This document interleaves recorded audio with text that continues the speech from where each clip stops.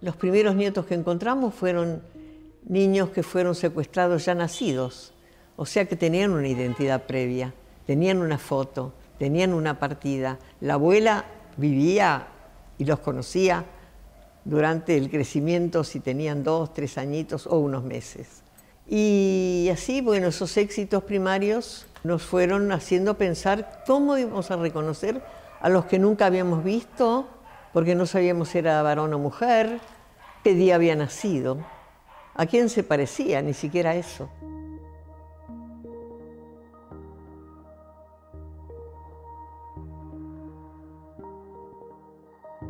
Cuando era muy chico, apenas en el colegio primario, cuando me mandaban a bañarme, como todo chico, no me gustaba mucho entrar a la ducha en esos momentos, y me miraba al espejo y jugaba mirándome al espejo, pero me acuerdo muy bien que jugaba a que detrás del espejo había una historia que no conocía.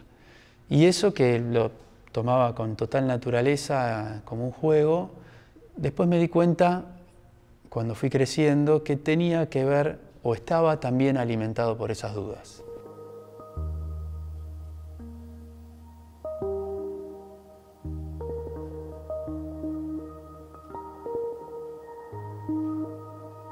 Yo subía y bajaba en el ascensor de mi casa, y me encontraba una señora, me conocía de chica, los conocía a mis viejos obviamente, y la señora tenía Alzheimer.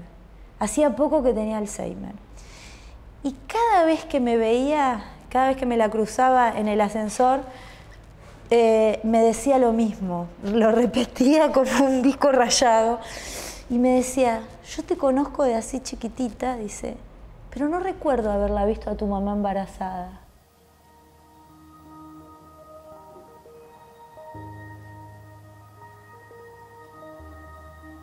En este momento estaban las leyes de obediencia de vida y punto final en vigencia. Un lugar como Recoleta, público, sí, gratuito. Sí. Fue no hubo ninguna agresión tampoco a la muestra. No hubo. No. Yo creo que nosotros de pronto nos dimos cuenta que estábamos con una idea muy fuerte y buscamos ayuda en los artistas. Sí. Nosotros le pedimos a los artistas que nos apoyaran. Sí. ¿Cómo surgió el tema de la muestra? Bueno, la muestra surgió a raíz de una invitación que la licenciada Teresa Anchorena nos hizo a las abuelas de Plaza de Mayo para programar alguna actividad tendiente a atraer la atención de los jóvenes que pudieran dudar de su identidad, o sea, conmover a la población para recordarles que existen centenares de chicos desaparecidos o secuestrados durante la dictadura militar que aún faltan por encontrar. Y con la idea que se llevó adelante surge un trabajo que realmente, cuando las abuelas lo vimos por primera vez, quedamos maravilladas, porque habían convocado a los artistas plásticos amigos de las abuelas para que ellos diseñaran la muestra, la compaginaran, adaptaran las fotografías, las retocaran. Están las fotos, está un espacio. ¿Qué hacemos? ¿Cómo se comunica la gente con esta problemática? ¿Cómo hacemos para que el espectador que viene al Centro Cultural Recoleta, que es un centro cultural, no es la sede de un partido político, como, digamos, sería la presencia de las fotos en un acto político, en Plaza de Mayo, en la sede misma de las abuelas? Ese será el desafío que había con respecto a qué hacer con la propuesta de parte de abuelas, ¿no?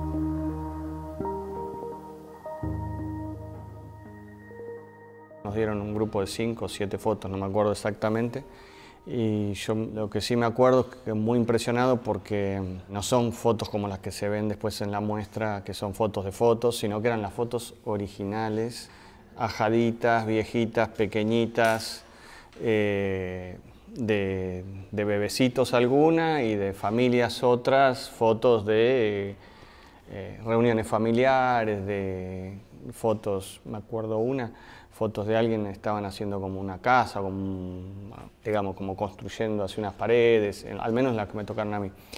Y algunas tenían color. Adolfo Nigro y León Ferrari. Nora Aslan estaba acá también. Está Nora, Romero, Diana Dowek. Nora Aslan. Mireia Baglietto. ¿Noé? Hay otros que no están, bueno, Noé, Remo Bianchedi, que no está en la foto porque él vivía allá en Córdoba. Y después bueno, nada. Tiberos y Rosana Fuerte, Correarena, Alonso, que vive en Córdoba, Marcia Schwartz. Eran 13. Justamente era una obra para que la hagamos todos, es decir, que no sea individual, que sea una obra como testimonio de lo que había pasado, y fue muy conmovedora. Era importante en lo inmediato que funcionara como obra colectiva y que la noción de autor quedara diluida en el colectivo, porque eso iba a hacer que todos los artistas involucrados y que el objetivo buscado, en definitiva, que es lo más importante, es encontrar a los pibes, que iban a tener la misma edad de las fotos que se exhibían y en el espejo iban a poder verse reflejados, ¿no? Toda la gente joven de ese momento iba al Centro Cultural Recoleta, por una cosa, por un concierto, para lo que fuera, pero iban. Entonces, estos chicos están viniendo, decíamos. Bueno, y ahí empezamos a darle forma a una exposición, pero realmente que creo que tenemos que rescatar eso, que fuera útil. Era un espejo y la foto del desaparecido o los desaparecidos, papá y mamá, o si no había foto de los dos, del que hubiere. De que aquellos que fueran, vieran y tuvieran la edad de los nietos que nosotros estamos buscando, se sintieran conmovidos por ese parecido, esa atracción o eso sensorial que a veces produce una imagen para darles la ayuda de decidirse a buscar su identidad.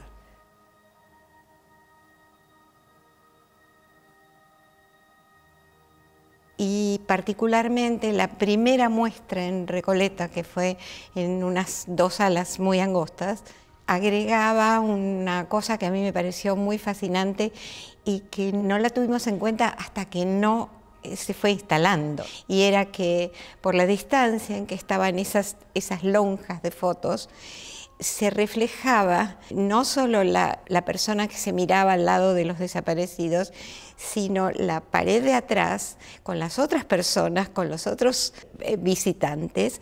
Entonces era muy laberíntica y era extraordinaria porque realmente no solamente era un compromiso de mirar el que tenía una duda si esos podían ser sus padres por el parecido, sino que era involucrarse todos los espectadores. Y realmente fue la primera vez en mi experiencia como artista que noté que el público, el espectador, sentía el significado de la muestra, ¿no? El significado tanto ideológico como estético, porque además yo creo que lo importante de la muestra era que el público podía percibir el significado porque estaba bien realizada estéticamente.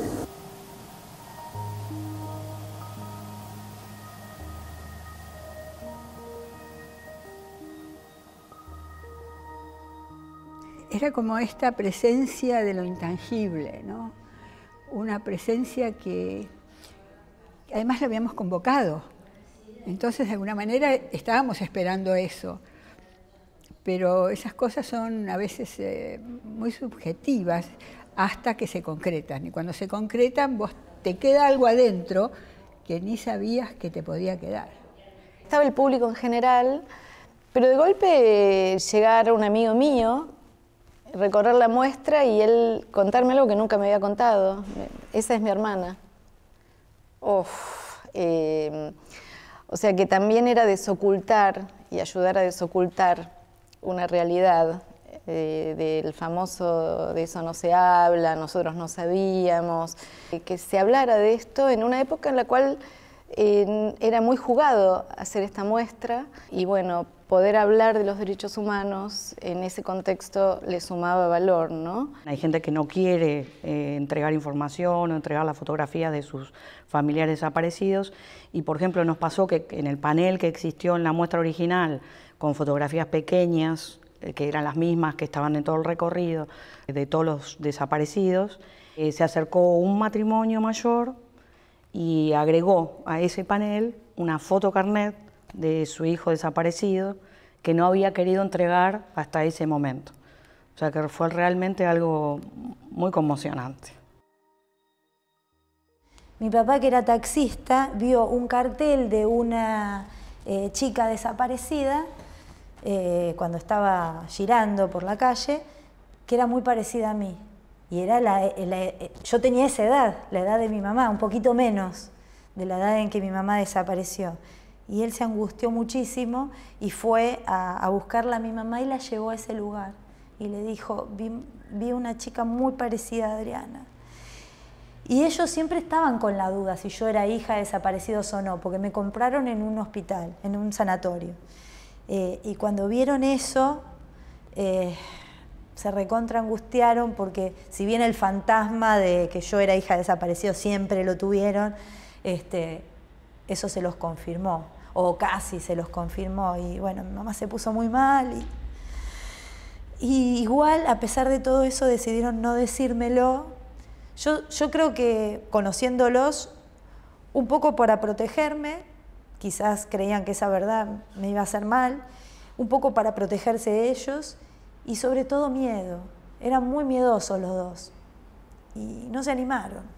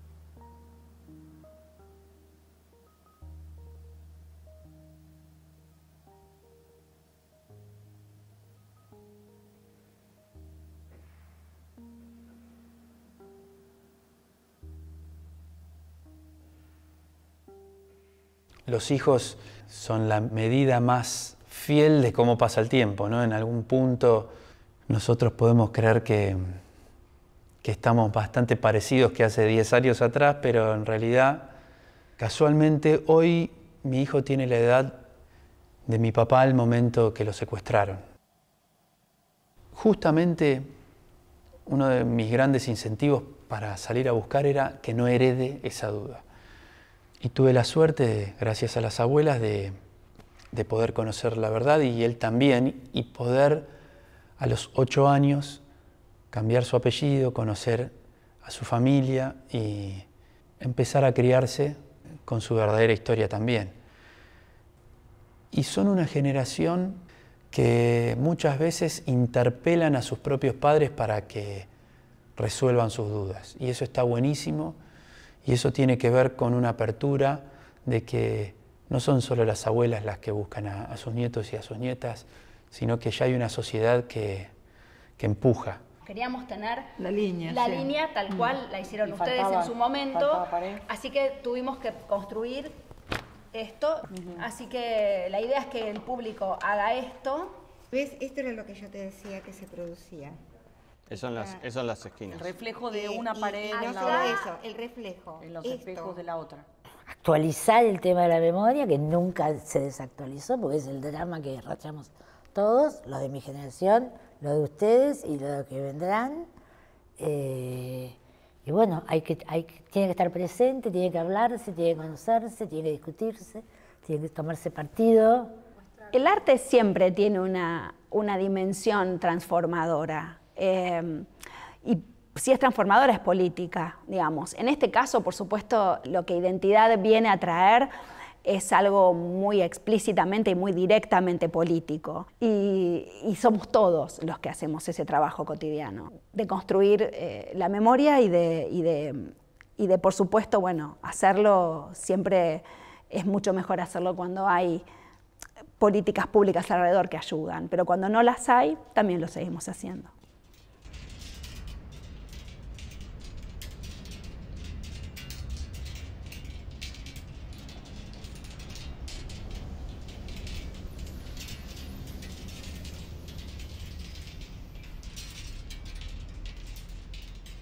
Primero lo vi a mi papá y después la veo a mi mamá. Y cuando lo vi a mi papá, la cara alargada de mi viejo, y la veo a mi mamá, la carita redondita y con los dientitos grandes, me sentí una síntesis de ellos. Los veo y digo, si vos me hubieras mostrado esta foto antes del análisis, digo, no hubiera necesitado el análisis genético. Digo, sí, ellos son mis viejos. Identidad tenía que hacerse tantas veces a lo largo del tiempo hasta que aparezca el último nieto. Entonces ahí va a cerrar este proyecto que empezó hace 21 años y que está abierto. Nosotros con el tiempo fuimos aprendiendo. Todo, hasta hoy en día es un aprendizaje. Y en ese aprendizaje es lo principal darle, como dije, visibilidad a nuestra lucha en diferentes etapas. Y a partir del arte o de las pasiones, como puede ser el deporte, las abuelas logran interpelar y poner su búsqueda en diferentes ámbitos de la sociedad. Son unas fenómenas. Y yo ahora lo veo desde adentro y sinceramente creo que es la manera más inteligente de abrir cabezas. Esta cosa de tener un sueño hermoso y despertarte y decir, ay, era un sueño. Bueno, yo sentía que en algún momento me iba a pasar eso. Y no de día, no cuando estoy consciente, sino cuando me acuesto y me levanto y digo, ay, no, pará. Soy Adriana Garnier Ortolani, sí, o sea, recuperé mi identidad, sé quién soy. Wow, viste, todo es más lindo después de eso. La vida tiene otro color, el sol tiene más brillo, no sé. La luna también. Estoy como enamorada de la vida, estoy como, no sé, a mí me hizo muy bien, qué sé yo. Y espero que a todos los que recuperen iba a decir la libertad, pero bueno, la identidad, les pase, porque a ver, es algo tan obvio y para el de a pie, para alguien que no le pasó, para la gente común, normal, ¿no? Porque por suerte esto no le ha pasado a no tanta gente, pero dar por sentado quién uno es, ¿viste? Es algo como, no sé, ¿viste? Lógico, normal. Bueno, para mí no.